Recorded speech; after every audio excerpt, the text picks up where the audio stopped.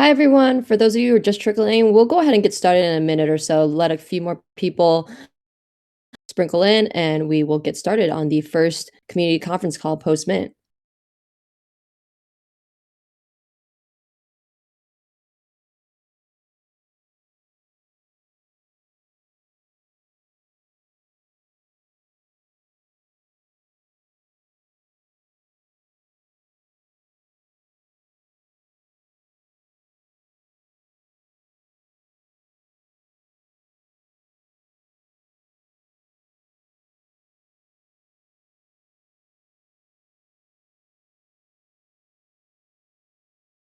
All right, I think we can get started. We have almost 120 people in the audience today.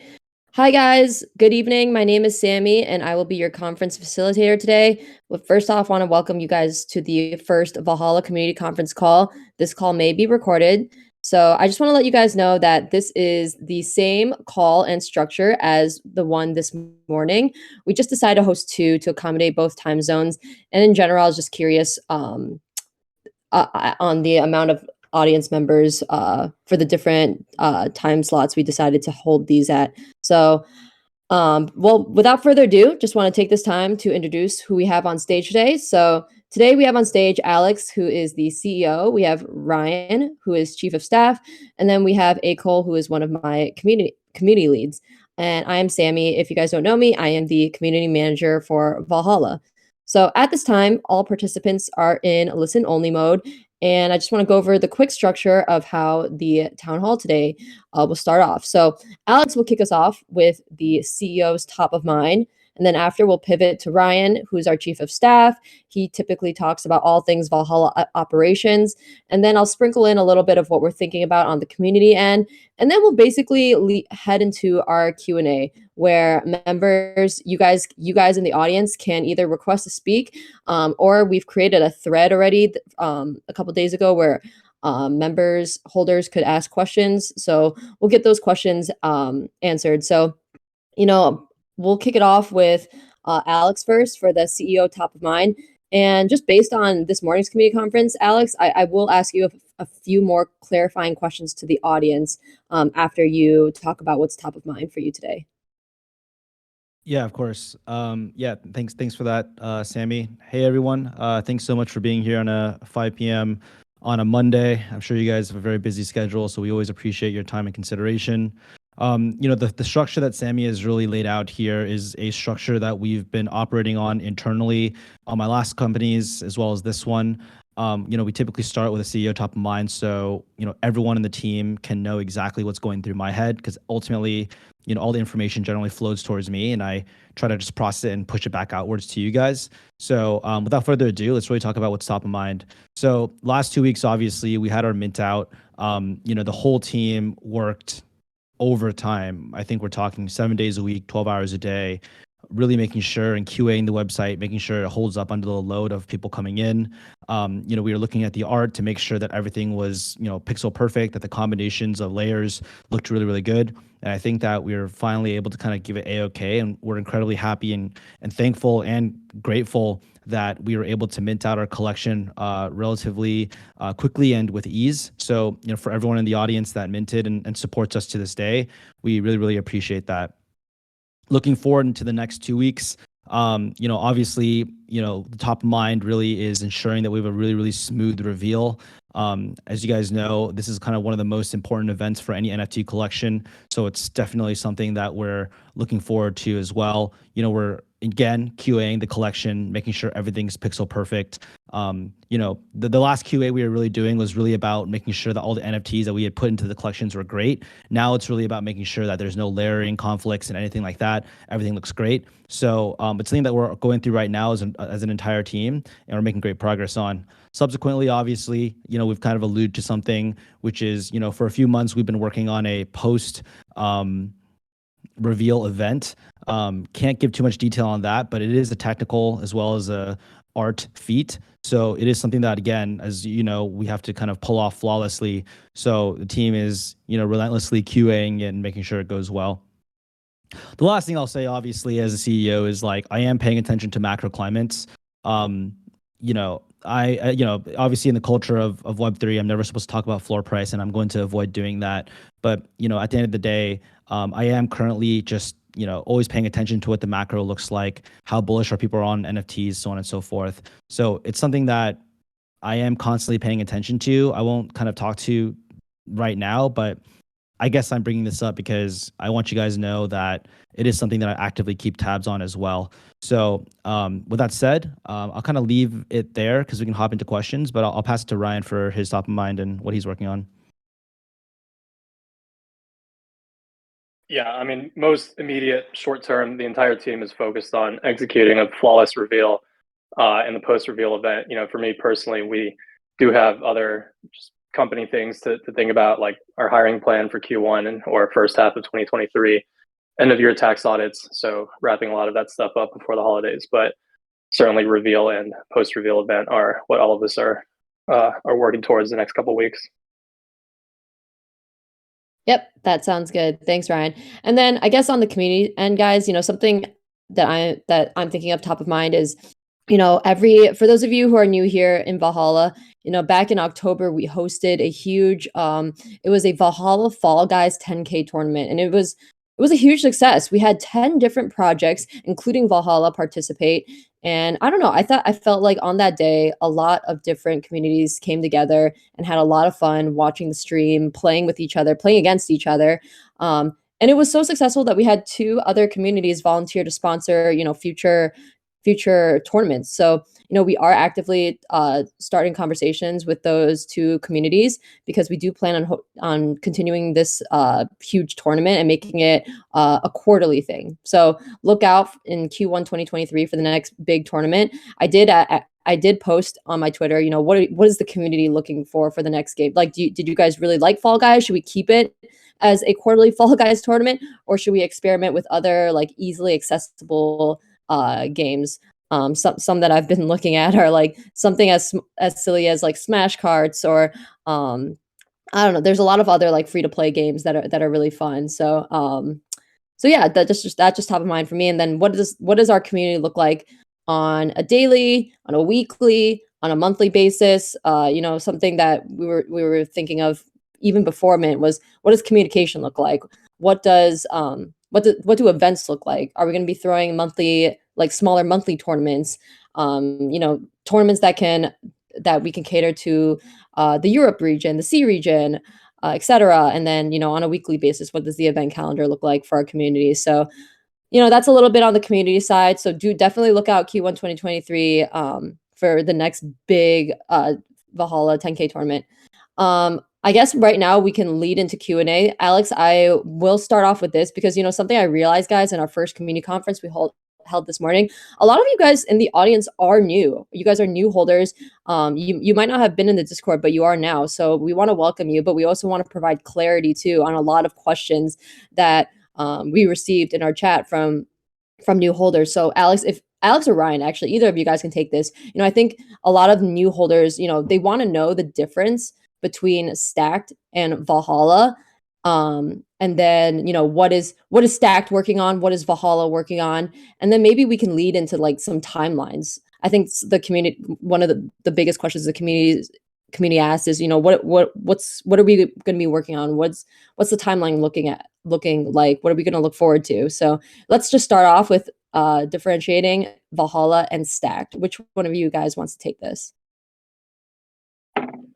I can give my thoughts and Alex can fill in, but I think it's important to understand that Valhalla is not just Stacked, and Stacked is not just Valhalla. You know, we've I think an overwhelming amount of the questions that we've gotten have been related to Stacked, the streaming platform, which is it's fine and good. We can talk about streaming all day. I'm more than happy to, but I want everyone to also understand that we're building Valhalla into what will hopefully become the largest Web3 gaming brand in the world.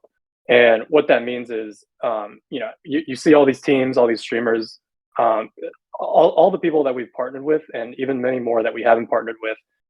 You know, even the publishers like Epic Games, Riot Games, they're all experimenting with crypto. They're trying to find the right way to do it, both from a regulatory perspective and a PR perspective, because The fact of the matter is, a lot of their fans, especially younger ones, have negative preconceived notions about crypto. But I think there's no doubt that the interest is there, and our hope is that as these teams, games, publishers, streamers, whatever, want to enter the space, we're the partner that they go with. And we've already proven so with a number of teams, a couple streamers, and so on. And 100% of the mint funds that were raised from the Valhalla mint will be used towards building out this brand. The streaming platform is entirely separate. That lives under the Stack Studios umbrella.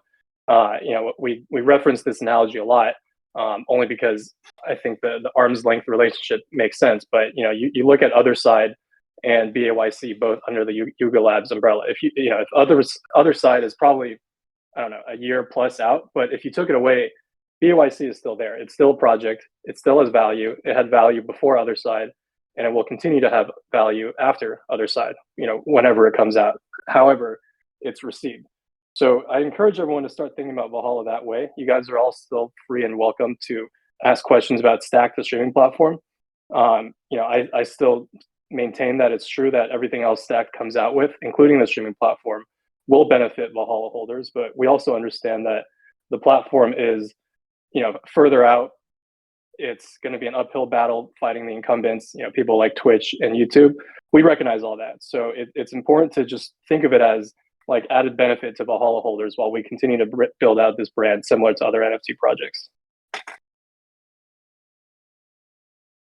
Yep, that sounds good. And I think another question, Ryan or Alex, you guys could either take this, what does the timeline look like? I know a lot of people in the audience know that we've stated that reveal will be in about 2 weeks after mint. But what does our schedule as a team look like after reveal? Yeah, for sure. Ryan, do you want me to cover that, or do you want to kind of jump into it? No, go for it. Yeah, so there's two buckets again that we can separate into. There's obviously Valhalla that we can talk about, as well as Stacked. So we'll break it into two parts. Let's first talk about Valhalla. So Valhalla in the short term, obviously, I think on the 6th or the 7th is when we plan to have the reveal of our PFPs. And then subsequently, at the same time, we are going to have a 7-day event. That's going to come as a really nice surprise, I think, for all of our holders. I think you guys will enjoy it. As I mentioned to you guys earlier, it is a fairly interesting technical feat as well as an artistic feat. That's kind of why our QA has been taking so long, but we're very, very excited to kind of get that into the hands and to kind of allow you guys to experience that. So that's kind of in the short term. Obviously we have plenty more initiatives. Pre-mint, we've always still talked about building a marketplace. Again, guys, we're not saying that once we build a marketplace, subsequently that's going to be our core thesis around Valhalla. We ultimately built the marketplace because we wanted to provide a more safe way and more on-brand experience, like shopping experience for our holders.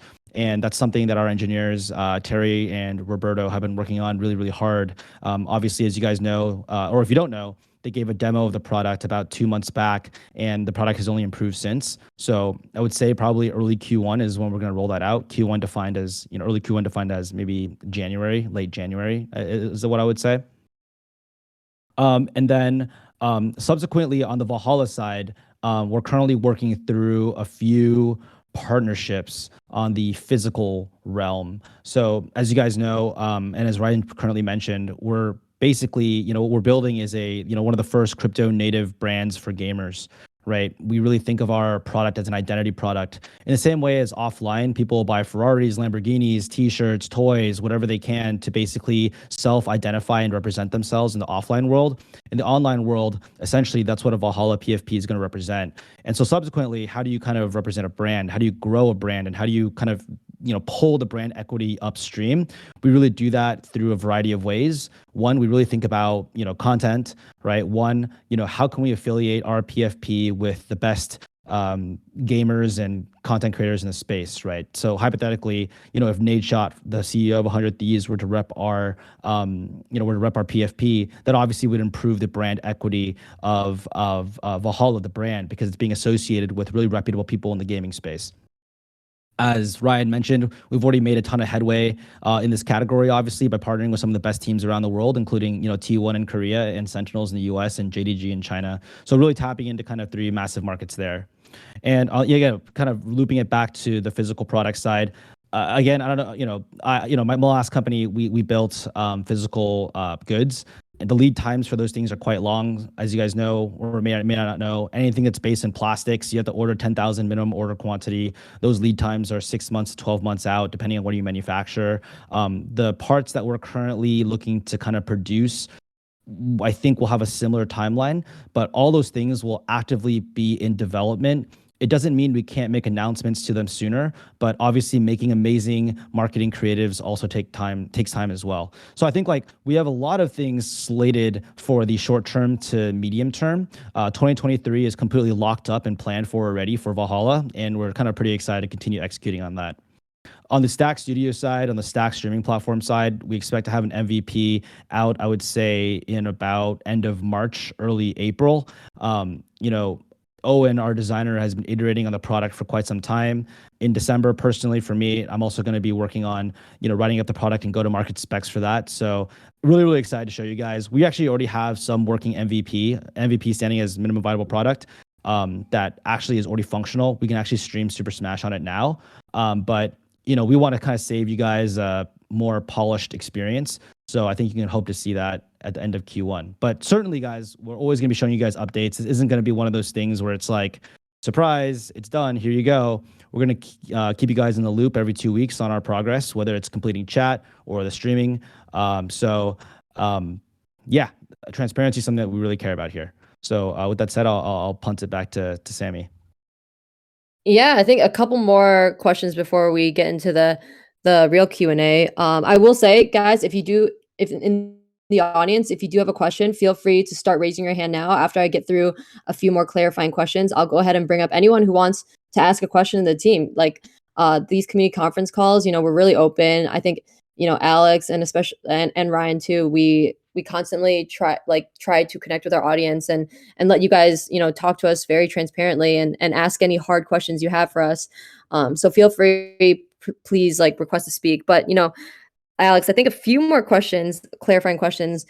I keep seeing a lot, people are asking, as a holder of Valhalla, if they're not like a content creator or a gamer, what are the benefits in the future for owning the NFT? Yeah, for sure. I mean, again, I think as I kind of stated before, I think that Valhalla is going to thrive as a standalone brand. We've already kind of gone through the measures to kind of affiliate ourselves with some of the top gaming organizations in the world. And we did all of that pre-mint, and we're only going to continue to focus on, improving the brand equity and pulling that upstream. If you're talking in relation to the streaming platform, it's something that we're actively having a discussion about.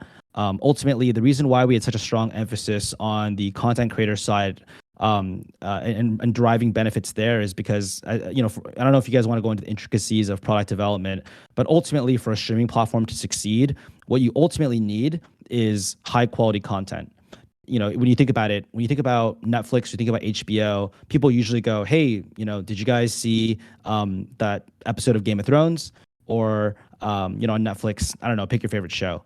But it's always about the content. It's never really about just the platform itself. So for us, directionally, that's what we cared a lot about, which was, for our Valhalla holders, if you hold it, how can we more incentivize you to kind of create content for our platform? That's kind of why we had that focus. With that said, obviously we've gotten a ton of feedback. We realize that 99% of people that hold our NFT are not going to create content.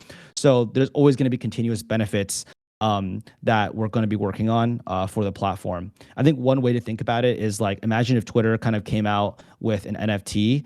It wouldn't have to provide that much utility, but it inherently have value because based on visibility of it just being Twitter's NFT, right? So for another example is if Stacked actually grows into a very, very successful, streaming platform, that inherently gives the Valhalla NFT, implied value.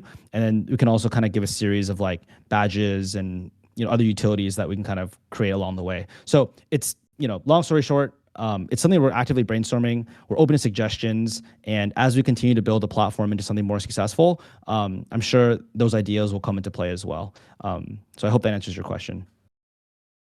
Yep, sounds good. And we have Net Miko up here. Hello. Oh, I'm sorry if I butchered your name, but hello. Would you like to ask your question? Oh, hey, thanks for having me up. Actually, someone called me Net Michael, so the bar's already set. No worries. Actually, I don't really have a question. I just wanted to like make a comment. You guys are doing really well with execution, communication seems there, and there are promises of exciting things after Mint, which is awesome. I'm looking forward to that event you guys are speaking about. But I just wanted to say, I hope you guys are taking some time to kind of like de-stress and take a step away from everything. Know there's a lot going on with development and just like general sentiment around crypto and Valhalla. But yeah, I hope you guys are just like taking some time to chill and things like that. Yeah. Thanks, Michael. Oh, here, go for it, Alex. Yeah, no, I really appreciate that comment. I think like it has been tough. I will say, I think this is obviously this is the first time that I have ever, been the founder of a crypto company or a project. And I realize that, holders, at least some holders, right? Not all holders, can be incredibly demanding with what we do with our time. And I think as a team, we are very committed to always rising to the occasion and delivering. Especially post mint right now, I realize that communication is absolutely imperative. Um, you know, we've done some things really well. We've done some things that we could definitely improve on, and we're trying to get better. And for you to come up here and tell us like, hey, like, it's a marathon, not a sprint. We really appreciate that, especially myself. Definitely. Yeah, I appreciate the work you guys are doing, and at the end of the day, you gotta take care of yourself so you can take care of other things. So yeah. That's true. Appreciate it, man. Thank you so much. Yeah, thank you, NetMichael. I'm going to move you to the audience real quick. And guys, if anyone in the audience has a question, feel free, request to speak. I'll bring you up. But in the meantime, there's a ton of questions that were asked in the Ask the Team thread that we had in preparation for this town hall. So I'll go ahead and ask them so you guys can get more clarity on certain situations. But yeah, bouncing off of the comment that NetMichael mentioned, yes, there's been a lot of commotion on Twitter in the past week, a lot of negative sentiment as well. One thing I want to say as a community manager is that I appreciate everyone who's here in the audience who's supporting us.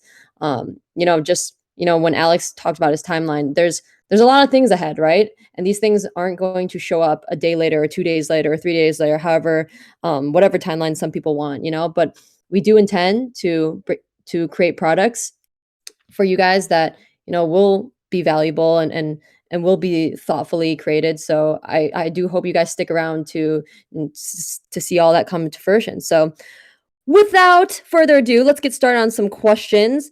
I do think, Alex, a question I've been seeing pretty often in the Ask the Team is holders are actually wondering about the streaming platform in the future, how we're going to do it differently in the sense of like incentivization or just revenue in a sense compared to like Twitch or YouTube. Do you have any insight on that? Yeah, for sure. It's a great question, and it's going to be a little bit long-winded. So, I appreciate your guys' patience here. So, I think let's talk about philosophically from a very high level why we ultimately decide to do this. I think it's, the whole platform started with a basic question, which is if content is ultimately what makes a content platform valuable, how come its creators don't share in any of the upside? As you guys know, YouTube, it makes probably about, 40, $50 billion a year in revenue. And a minute amount of that is relatively shared with the content creator. Content creators don't necessarily have a say in, how the platform is being built. And they're kind of basically at the whim of the algorithm or the policies that are being policed by, big tech, basically, which is Google.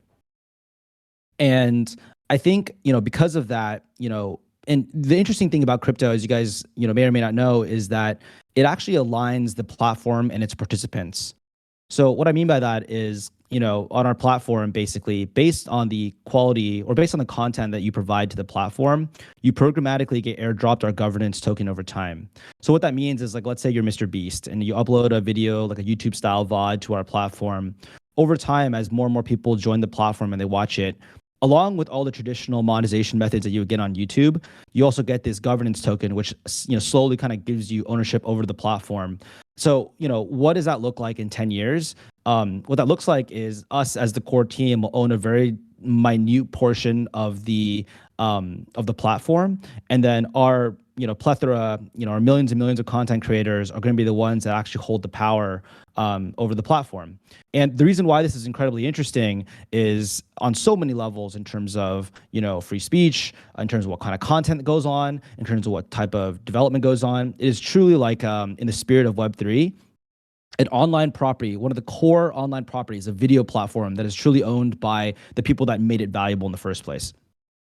So I think, like, from a philosophical level, from a governance token level, that's kind of why the future is so exciting, and why so many traditional Web3 investors, Web2 investors are so bullish on the idea.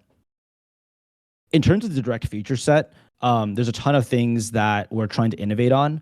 One of the kind of core things is that we think that Twitch, while it's an amazing platform and an incredible pioneer in the space for live streaming, we do think that they don't do enough to kind of help tighten the bond between a creator and their biggest fans. So if you really think about the tier 3 and tier 2 sub division of Twitch, on tier 3 you're paying $24.99 a month. And you don't really get any additional benefits or interaction methods besides having a different name or something like that, right? For us, after building Valhalla into kind of a really tight-knit community, something that we kind of keep thinking about is like, hey, what happens if for tier 3 and tier 2 subs, we actually made them into limited quantity NFTs, right? So it's this really interesting dynamic where, what's the biggest problem when you're a really small streamer? It's that it's really hard for you to maintain a streamer base, I think, of like, 4 to 5 people to continuously come back and watch you day in, day out, right? You can grind for 30 days and you'll never kind of get that initial base. The interesting thing about making them to NFTs and selling subscriptions to NFTs is, like, as you guys know, with with our project or any other projects that you may follow, once the person, once the audience member is financially incentivized to really champion the content creator that they really like, it becomes like this massive marketing magnifying effect, right? Where all of a sudden, if the content creator gets big, the early adopters, the early viewers of the platform can also financially gain as well, because, they helped grow the content creator. So I think that there's a lot of interesting native Web3 kind of ideas that have yet to be explored, and we're kind of well positioned to kind of tackle that. And the last thing I'll kind of mention is that, like, NFTs inherently are permissionless, right? You can kind of buy and sell and trade them on any platform that you'd like. So imagine in the future if Pokimane, a really, really big streamer, she can actually retail NFTs for a Web3 equivalent of Valorant. She can kind of sell those skins directly on her stream. Instead of that 2.5% going to the traditional marketplace for that lead gen, that 2.5% can actually flow directly, to her. Maybe 2% goes to her, and then 0.5% goes to us as a platform for incremental revenue. So that becomes incredibly exciting, because that's a high margin revenue stream that has never ever been explored before, and makes us almost like a verticalized marketplace, right? So all these things are reasons why I think there's ample opportunity that Twitch, Mixer, YouTube aren't going to touch, because they don't want to deal with the regulatory nature of crypto, especially when they're already printing so much money. So those are just a few of the ideas. We can obviously go on a longer monologue about this, but I hope that kind of gives you a hint of where we're going. Yep, that sounds good. And we do have a couple people requesting to speak, so I do want to get to them. So we'll start with Narun. Narun, hello. Would you feel free to ask your question, and we'll Hey, hey guys, thanks for having me on. Thanks for doing these town halls. I look forward to hearing more of them in the future as well for progress updates. I think they're an awesome way to kind of kill any sort of uncertainty, and sort of just like the echo chamber of crypto Twitter, NFT Twitter, that just takes a story and runs with it. So one of the things that I was like super interested in is the marketplace that's being developed, like the native marketplace for Valhalla. And I know from Alex, from one of your past interviews, one of the things that you mentioned was the current marketplaces that are out right now. They're not really designed in such a way to, for instance, like constantly update in real time, or like super fast when something's going on with the NFT. So for instance, like, everyone's whether it's like, Bored Ape checking to see if it's been transformed into a mutant or not, it's something that requires you to like actually go onto the BAYC website, type in the ID and check to see if it's been created. So that's obviously not a great user experience. And having a native marketplace for Valhalla would it interests me because from like an end user standpoint, I always found that really annoying and also troubling because people would buy stuff and think it hasn't been redeemed or something hasn't been claimed, and then somebody will claim it as the purchase is going through and totally screw the person over. So I guess my question is, what are your thoughts on like what I don't need you to like leak anything per se, but sort of like what sort of tech do you see being promising or interesting that can be possibly implemented into future marketplaces, one being potentially Valhalla's. And then the next thing is like dynamic NFTs. Kind of long-winded question, but one of the like things that was really compelling to me that Counter-Strike did with Twitch was having loot crate drops or special drops that were specific to certain tournaments. So if like there's an ESL Katowice tournament, there'd be specific crates that would be dropped for viewers who have their Steam accounts linked with Twitch. Obviously, with Web3, there's like massive opportunities there. So like the Valhalla characters have weapons. There's stickers on the weapons. There's like adornments on their clothing, tattoos, etc. So do you foresee in the future there being collaborations with other crypto games, with Web2 sort of games like Valorant and Counter-Strike, whatever, Yeah. and having very specific sort of like NFT drops that could potentially modify our Valhalla characters or augment them in some sort of way? Yeah. Yeah. So there's obviously a lot to unpack there. Let's see. Okay, so let's talk about the marketplace first. I think when we came out with that podcast, I don't think marketplaces like Blur, so on and so forth, have really come out. One of the most important things to do as a startup is to have focus. And if I were to sit here and tell you that we're going to build the best marketplace ever, that would be a lie. I think that I've spoken quite a bit to Pac-Man at Blur. We've spoken quite a bit to OpenSea, to even X2Y2, just general the marketplaces. And I don't think that's going to be where the focus of our development resources is going to be moving forward. I think that for us, we've delivered a pretty unique experience, I think, for our marketplace and for our holders, and we plan to continue to deliver that. But in terms of innovating and pushing the boundaries for what a marketplace could be, I definitely don't think that's going to be a core focus. It's really just kind of an added benefit for us to kind of see through. Oh, sorry, go ahead. No, Ryan, go ahead. I just wanted to talk about the what did you call it, dynamic NFTs and like updating the ape to the mutant. Yeah. So like we're not in the business of building an OpenSea competitor or a Blur competitor, like an open marketplace that scrapes the entirety of the Ethereum blockchain and has to constantly update like anything that gets minted. We're in the business of creating a marketplace for Valhalla holders and only for Valhalla holders. If that turns into something else in the future, that's great. But I want to point out the main distinction there is because we're only listing one collection, we only need to check the metadata for one collection. So that allows us to update metadata, update images, whether it's IPFS or on chain. Our DNA is stored on chain. All of that allows us to update it immediately. I'm not going to get into future plans or what may be dynamic or how you might change it or whatever other ideas you threw out. But I will say having a marketplace dedicated to one collection allows you to do those things, because I've been a holder of Artifact Monolith, Doodles. I know Doodles 2 is looking into wearables and potentially moving to another blockchain like Flow, where that could actually be possible. But I actually think a lot of this, the issues that they're facing with Doodles 2 wearables and Artifact crypto kicks and the skin vials equipping, unequipping, a lot of that could actually be solved by just having your own dedicated marketplace. Now, that doesn't solve the problem of having stale metadata on OpenSea, but at least you have the source of truth for your holders by pointing them to using your dedicated marketplace. No, that's perfect. That's exactly what I wanted to hear. No, totally. Like you obviously can't be the replacement for OpenSea and Blur, but specifically, like obviously the Valhalla native marketplace is for Valhalla assets. So that's perfect. Actually, that's exactly what I wanted to hear. Thank you. Yeah. Okay. I mean, yeah, we can pause it there, I guess. Go ahead, Sammy. Okay. I know. I was gonna say if you have anything to add, feel free. But other than that, we'll head to the other audience members that want to ask a question. Thank you so much, Duran. We'll go to Cosmic Cowboy. Cosmic Cowboy, hello. Would you like to ask your question? Yeah, hi everyone. First, huge congratulations on everything you've done so far. The entire team deserves their flowers for where you've gotten to. I'm super excited about the reveal of the activities that you guys have already done, but then also that you have planned shortly after and what you're building.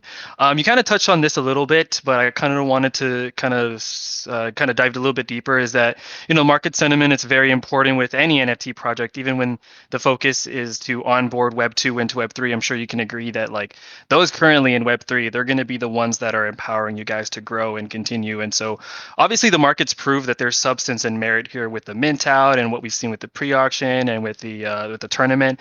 But you know that there's obviously the daily pushback and kind of these stupid arguments like, oh, like they haven't tweeted in 4 days or whatever the case may be. And so my question is, are you guys taking any steps, or what steps, if any, are y'all actively doing to make sure that that sentiment for Valhalla remains positive against what kind of feels like borderline unnecessary defamation towards you guys, and especially with a lot of information you guys are revealing internally and community gated. Even this conference call, it's happening internally. So is it something that you want the product to speak for itself, or are you actively making sure that people, especially outside of the community, understand that there's something real and something strong and something powerful being built here? Yeah, I can. That's a fantastic question, and I think something that I, as the founder, am dealing with firsthand. I don't want to dive too deep into he said, she said, what exactly is going on. I have my methods of dealing with what's being said out there right now. But in terms of having to balance, I think of what people are saying online about us. It's definitely a learning experience. Obviously speaking from the heart. It doesn't feel great to have people saying things that are just simply untrue. But also knowing that by responding, you kind of enable it more. That's ultimately how the Twitter algorithm works. And so, for us, it's ultimately about, hey, look, let's just keep doing what we're doing. At the end of the day, the crypto space is so small, whatever's being said out there, it doesn't really matter. Once you kind of deliver, great work, nobody can say anything. Right? Like at the end of the day, if we're the ones delivering great product experiences, we're the ones delivering, one of the first usable, largest consumer dApps out there, it kind of just silences all the critics, right? It's how you turn your critics into your advocates. And I think that, in the short term right now, we're just, dead set, just going to be focusing on communicating our progress. A lot of people that are just mindlessly saying things about us, I don't think they really know about our project. They're giving a lot of knee-jerk reactions, and that's fine. People are entitled to their opinion. For us, it's really just like, hey, look, we have a set roadmap. Nothing has changed. Our team is fired up. We know that we're one of the top teams in the space. We can continue to deliver, so we're going to do just that. As we kind of start to gain momentum, of course, we're always going to continue to be managing public sentiment as well. Obviously, we always are looking for great new community members to become new holders. And so we're going to be making sure that we promote outwardly as well, not just kind of catering internally. It's just currently right now, right? We're waiting for the people who really believe in us to hold on, and the people who don't believe in us to kind of shake out. There's nothing wrong with either choice. It's just a matter of preference. So I would say that's currently our strategy. It's a learning experience for me. It's a learning experience for the entire team. And, hopefully we're managing it okay. So I really appreciate that question. Yeah, of course. Thank you so much for answering it, and best of luck. I'm sure everyone here can agree that we're excited and we're with you. We are Valhalla, so I definitely can't wait. Thank you so much. Thanks, Cosmic Cowboy. I will move you to the audience, and then we'll shoot over to Tats to ask this question. Hi, Tats. Hi, thank you so much for bringing me up. I had to get into this project because I've got a Viking as my PFP. So obviously Valhalla, I'm going to be in. So thanks for bringing me up. Congrats on the mint out, Unreal.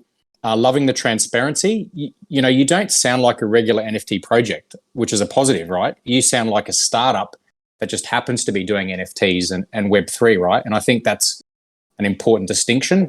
That's the basis for a lot of the FUD.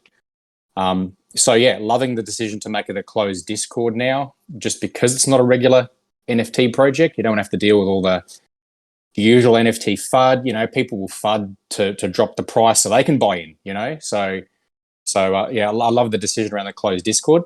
Onto my question, right? So you're well funded. I mean, it's on the website. You've got, you know, you've had a successful A round of $15 million. You're also quite well funded from the mint, right? And I'm just curious, do you look at the NFT holders as investors as well, or do you look as the holders as your customers? Yeah, it's a great question, and I think a very tricky one, right? I think from a regulatory standpoint, because I guess like directly, if you're to ask me directly, I think of the community. I think of it more as a community that's kind of building alongside us, right? Having it directly just be as a customer is a little weird because of how collaborative the nature of Web3 ultimately is. So I wouldn't just say, hey, look, you're my customer, here we go, right? From a regulatory standpoint, we can't call you guys our investors, obviously, from like an equity standpoint, obviously, because, you know, obviously as NFT holders, it's illegal to promise you guys future revenue flows, right? So that's kind of why, if you think about all NFTs today, every single successful NFT has moved towards a brand basis, and every single NFT is now trying to make the NFT more valuable by just increasing the brand equity and the association by it. So I think like in that manner, you know, directly speaking, I think it's like, I wouldn't. It's somewhere in the middle, if that makes sense. I know it's kind of not a direct answer, but it's kind of the best way in which I can describe it, if that makes sense. Yeah, Ryan, it makes sense. And look, yeah. there's no easy answer to that question, but how you respond tells me what you're thinking, right? So, you know, and I like the idea about the PFP being an identity for gamers, much like the BASE is an identity for celebs or, you know, trust fund kids. So I didn't mean that, you know, to the BASE holders. But I like what you're saying there. I mean, there's no easy way, and I'm not from the SEC, by the way, so don't stress about that. But I like your answer, right? Because there is no easy answer. You know, the mint has helped you, you know, possibly achieve some things, right, with this extra revenue coming in. But we're also not the customers, because that's not clear either in this Web3 space. You actually need us to help provide input into the things that you want to build. So yeah, I like your answer. Thank you. Yeah, and you know, when I think about building Valhalla, you know, as a standalone product, I really have been studying how Rolex, obviously the watch company, has really built up you know, their brand over time. I think obviously, as you know, Rolex, I don't have one. I've always wanted one, and I still seemingly can't get one. But, you know, they're a luxury brand that produces over 1 million watches a year, yet their watches hold incredible value and continue to appreciate as more and more people want to access that members club, right? Like once you have a Rolex, you're in that club. And I think that they've done an incredible job maintaining their prestige while still, you know, getting more and more people into the ecosystem. Does it kind of make sense? So like with an NFT, it's exactly the same thing where, you know, you're allowing these people, you're improving the brand equity of this project, this identity, this piece, this representation, right, through the PFP. But, you know, new kind of capital can continue to flow into the project just by pure desire. You know, as we continue to improve the brand, other people outside looking in at the Valhalla community and the PFP just want to be in. It's not just a picture, it's a representation of culture as well as prestige and status. So I think all those things, you know, we're really at the forefront here and we're really trying to figure it out. So, you know, I don't want to definitively tell you we have all the answers, but hopefully, you know, obviously through things like this, you can see that we're always open to suggestions and, you know, we're actively communicating with you guys as well. Yeah, makes sense. And I'm into bridling myself, but I appreciate the example. So thank you. Thanks, Alex. Appreciate the team. You. Yeah, thank you for coming up. Thank you, Pat. I'll move you to the audience real quick. Before we bring up new audience members to ask questions, and guys, feel free to request to speak for those of you who are just tuning in. We do have 15 more minutes left. We try to cap this out at an hour. So if you do want to ask a question to the team, feel free to request to speak. But there are some questions that were asked in the first town hall that I do want to ask Alex. For those of you who, you know, this community conference is your first one. I think, Alex, a lot of people from the first community conference call were wondering about the partnerships. So, you know, we've done a lot of partnerships with JDG, T1. You know, what do those partnerships look like for Valhalla holders? Yeah, of course. It's a great question. So, at a very fundamental level, what the partnerships really represent is, we've licensed the IP from these teams, and they will kind of appear in the collection. And that's just kind of a very rudimentary level of what the partnership entails. And why is this important, and why did we do it? So we did it for two reasons. One is, again, brand association and improving our brand equity. When we created Valhalla, we wanted to create the most authentic gaming brand in Web3. And so how do you do that? We didn't go off and partner with any, Web3 NFT project, not because we didn't respect them, but because it wasn't authentic to the community and the core of what we were trying to build. So what did we do instead? We, painstakingly, obviously, went out and reached out to the top esports teams around the world. And we partnered with them, right? And by doing so, all of a sudden, our project went from I have no idea what this is to whoa, like who are these guys? How are they able to partner with the top esports teams around the world? Let me take a second look. The second thing is also marketing, right? So, there are many geographic markets that we are incredibly interested in accessing. For example, China is one of the largest NFT markets in the world. And what better way to reach a Chinese audience than through the #1 League of Legends team in the world, JDG. JD, obviously, if you guys don't know, they're basically like the Amazon of China. They have an esports team called JD Gaming. They just achieved #1 in the LPL, which is the League of Legends league in China. So we partnered with them. In Korea, South Korea, we've partnered with T1 Esports, with Faker. He is, arguably the face of all of esports. They call him the Michael Jordan of esports in terms of the number of titles that he's held. And we were able to kind of lock down a partnership with them as well. In the United States, we partnered with Sentinels. By reach, they're the largest Valorant brand in the United States. Valorant is the fastest growing esports right now in most PC driven kind of countries. And so we're incredibly excited for that as well. So moving forward, what does that also mean? The utility derived from the traits varies from a team by team basis.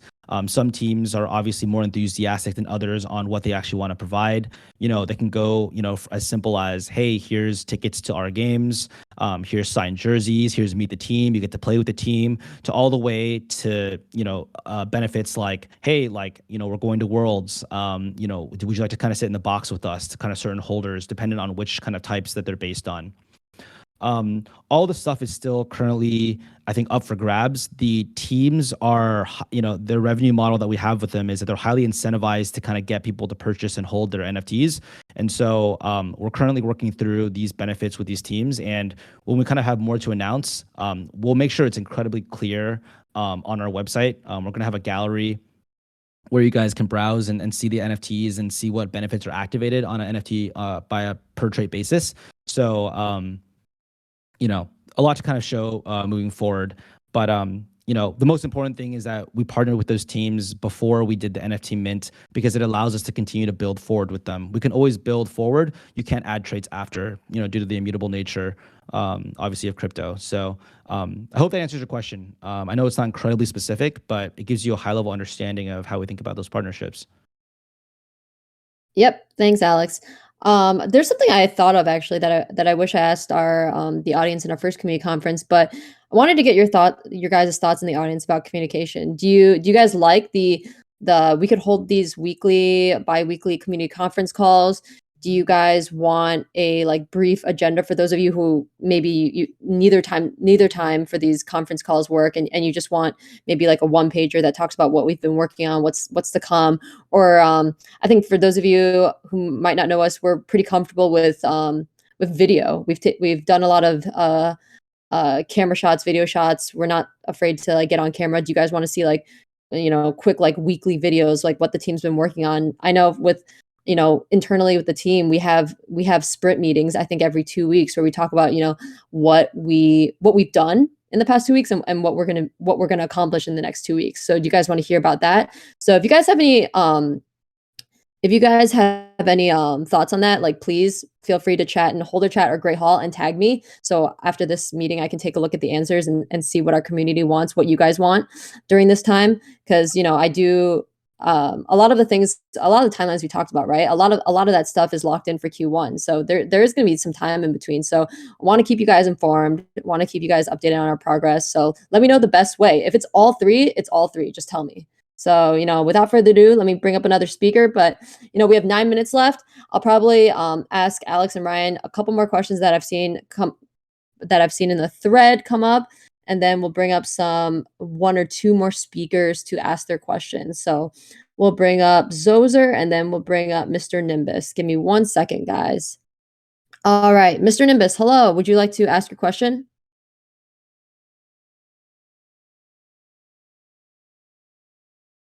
Mr. Nimbus, I can't hear you. I don't. I'll keep you on stage. If the mic works, let me know. But we'll go over to Zozer. Zozer, hello. Would you like to ask your question? Hi, everyone. Thanks for bringing me up. I'm wondering what is your plan to onboard a Web2 streamer to our platform? Because I think it's not an easy thing to do. And YouTube has been trying quite some time to pull people from Twitch. So I'm wondering what's the plans on that. Thank you.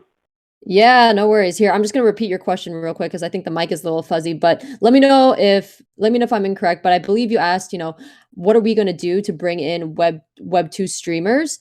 And I think you're using like Twitch as a comparison. I think at the bottom line, you're kind of asking, how are we going to do it differently from Twitch and from YouTube? Companies like Mixer have tried and failed. Like, how are we going to do it differently?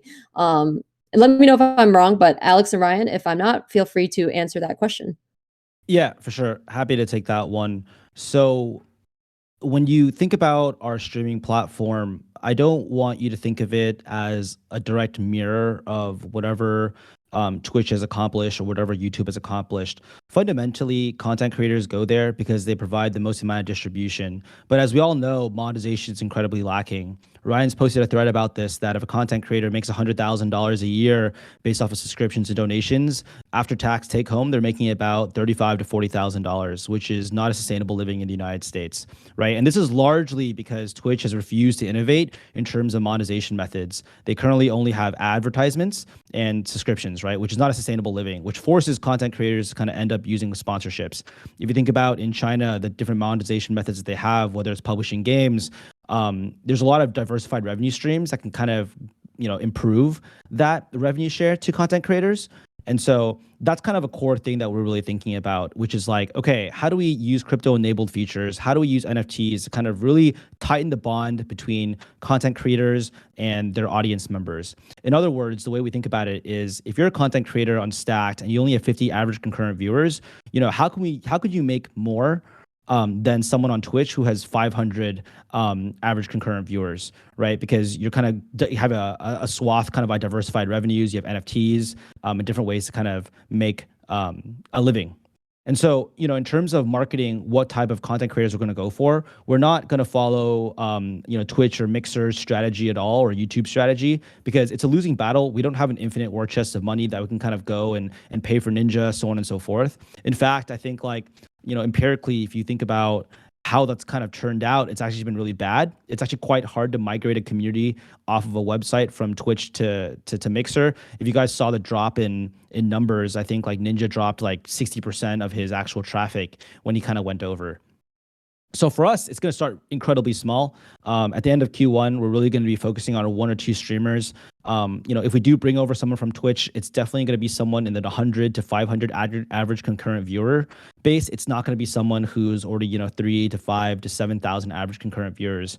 And then from there, we're going to do everything that we can to kind of make them as successful as possible. So I think it's really that. It's not focusing on making a massive platform where everyone's successful. It's really about starting really, really small and being like, okay, how do we get one content creator to 500 to 1,000 average concurrent viewers? Once we do that, how do we get 2, then 5, then 10, so on and so forth, until at the end of the day, we're going to have a really tight knit community and highly engaged kind of community of streamers. I think that's kind of how I would think about it, our approach. So it will take time. It's definitely not going to be something where we're exploding out the gate with massive signings. And I hope the community won't, want that, because ultimately that's not going to create a sustainable business.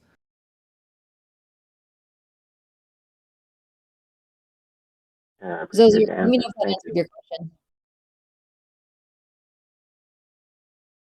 Oh, think it did. Zozer, if you have another question, feel free to ask it now. If not, I can move you to the audience if Alex answered your question. Nope, I'm good. Thank you. Awesome. I will move you to the audience real quick. Mr. Nimbus, does the mic work? If the mic works, feel free to answer your question or ask your Can you guys question. hear me now? Yeah, I can hear you. Perfect, perfect. I have two quick questions. First one is for Alex in particularly.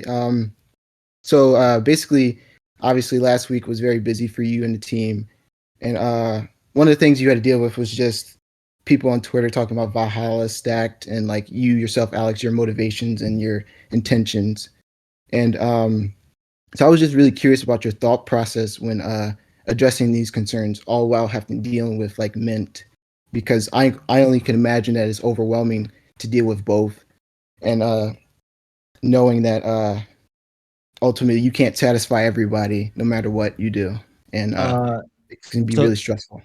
yeah, for sure. Do you mean in terms of the FUD or like what do you mean? Or Yeah, just everything or Yeah, everything really.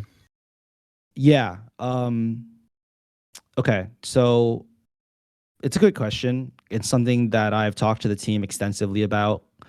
There's a few things. One, so I'm 31 years old. I've had a tech career I've had a working professional career for about 12 years now.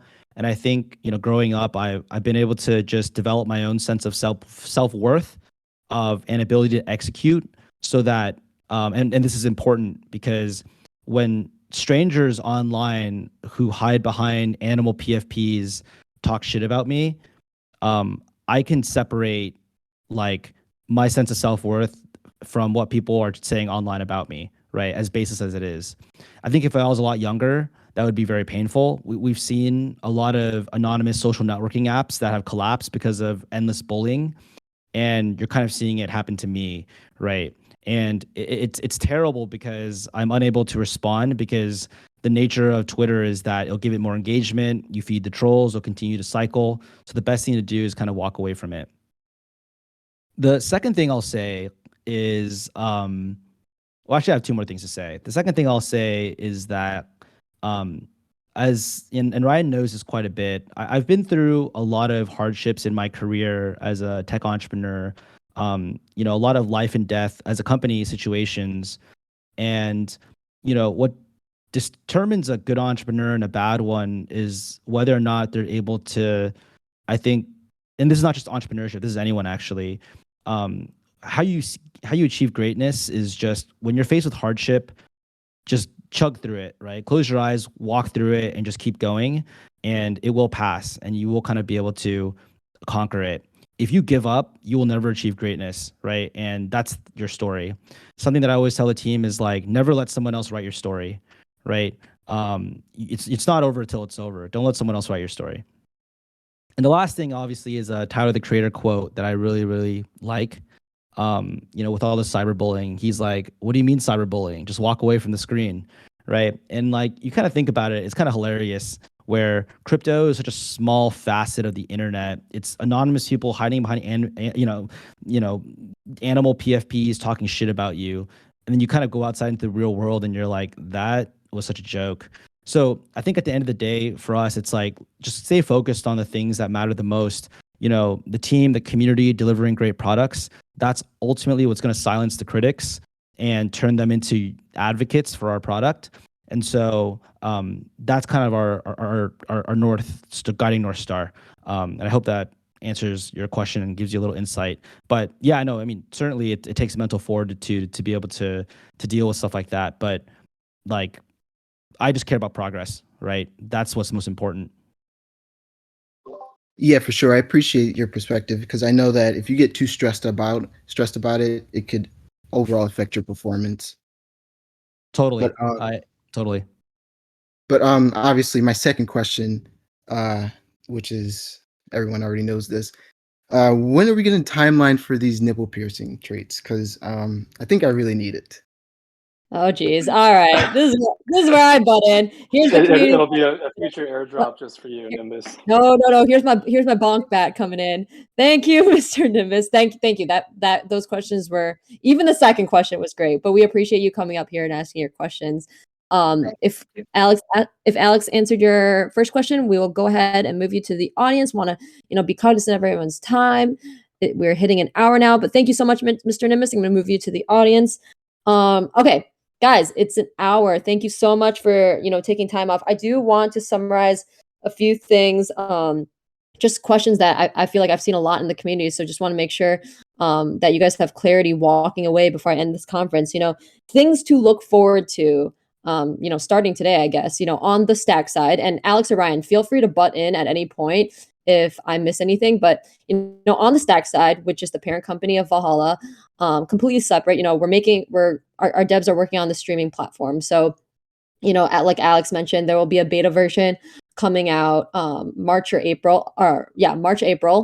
And then potentially our Valhalla holders might be able to test out the beta version. On the Valhalla side, besides reveal and besides the special mechanic we have for you guys, after reveal that should last, 7 days, near term or like Q1, what we're going to be working on for Valhalla is, Valhalla branded / co-branded gaming products, exclusive access to, to events that we've partnered with, and then the dedicated no fees marketplace. So this is some of the stuff, guys, that Ryan has actually answered himself in the Ask the Team. So if you guys, want more information, definitely take a look at his answers. But, wanted to make sure you guys understand, what Valhalla is working on and what Stacked is working on, and, what you guys can look forward to in the future. Alex, Ryan, do you have anything to add to that? Nope. Thank you everyone for tuning in today. We had 400 in the morning. We have 200 currently, and always appreciate guys tuning in and for your support. We're gonna have another one in 2 weeks, so this is gonna be a weekly occurrence. We appreciate you guys showing up. Yep. And guys, don't forget, just post in chat, how you want communication to be handled. If you guys think us making little videos and putting our face in the camera and talking to you guys and on what we're working on, is better communication, let us know, let me know, and we'll take it into account. And, I think one thing that throughout our journey that we've been pretty big on, that some of our community members can speak on, is feedback. If something's not working, we'll go ahead and change it. So just want to take the time to thank everyone for, spending over an hour here listening to us provide updates and what we're working on and what there is to come for Valhalla. So, thank you guys. And, we're going to keep working on our end and keep delivering great products to you guys. But, thank you to all our holders out there, and we'll talk to you guys soon. Thank you guys, and have a great rest of your day or night.